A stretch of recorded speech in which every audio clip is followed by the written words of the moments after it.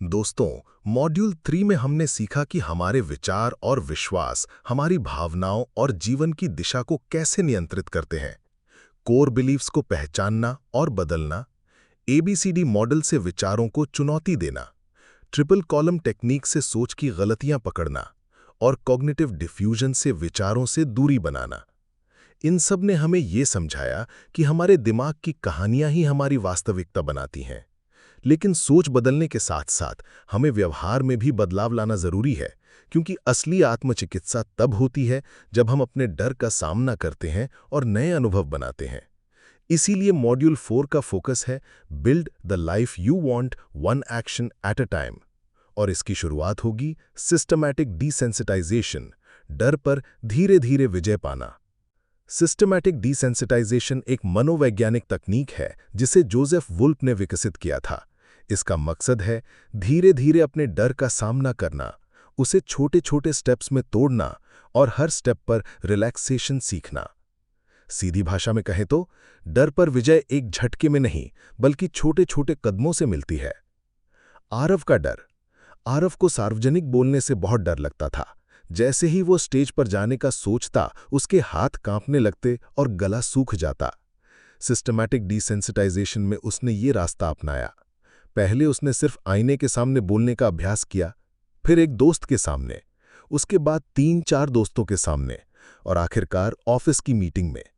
हर step पर उसने गहरी सांसों और रिलैक्सेशन का अभ्यास किया। धीरे धीरे उसका डर घटने लगा और आत्मविश्वास बढ़ने लगा। बिहेवियरल साइकोलॉजी के अनुसार डर कंडीशन्ड रिस्पॉन्स होता है, यानी कोई स्थिति जैसे स्टेज चिंता। जब हम धीरे धीरे उस स्थिति का सामना करते हैं और साथ ही रिलैक्सेशन तकनीक अपनाते हैं तो मस्तिष्क नया पैटर्न सीखता है। इसे कहते हैं काउंटर कंडीशनिंग। कई शोध बताते हैं कि systematic desensitization phobias, anxiety disorders और सोशल फेयर के लिए बहुत असरदार है। प्रैक्टिकल अभ्यास फियर लैडर। अब आपकी बारी है। स्टेप 1, अपने डर को पहचानिए, जैसे लोगों के सामने बोलने का डर।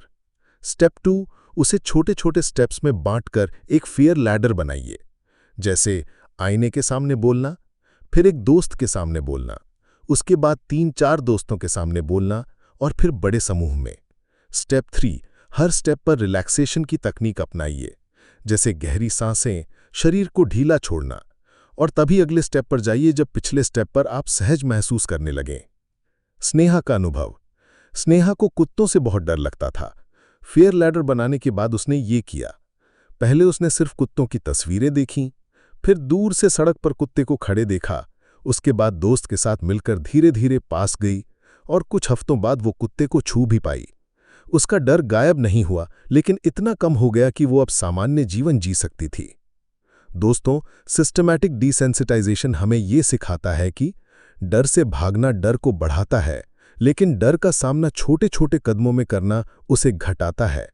याद रखिए, डर हमेशा बड़ा लगता है, लेकिन जब उसे हिस्सों में बांटते हैं तो वो जीतने लायक हो जाता है। अगले अध्याय में हम सीखेंगे बिहेवियरल एक्टिवेशन, कैसे छोटे छोटे सकारात्मक काम हमें उदासी और आलस्य से बाहर निकाल सकते हैं। और हाँ, इस अध्याय का अभ्यास आसान बनाने के लिए हमने एक फेयर लैडर वर्कशीट PDF बनाई है। आप इसे इस वीडियो के डिस्क्रिप्शन बॉक्स से डाउनलोड कर सकते हैं और आज ही अपने डर को छोटे छोटे स्टेप्स में तोड़ना शुरू कीजिए।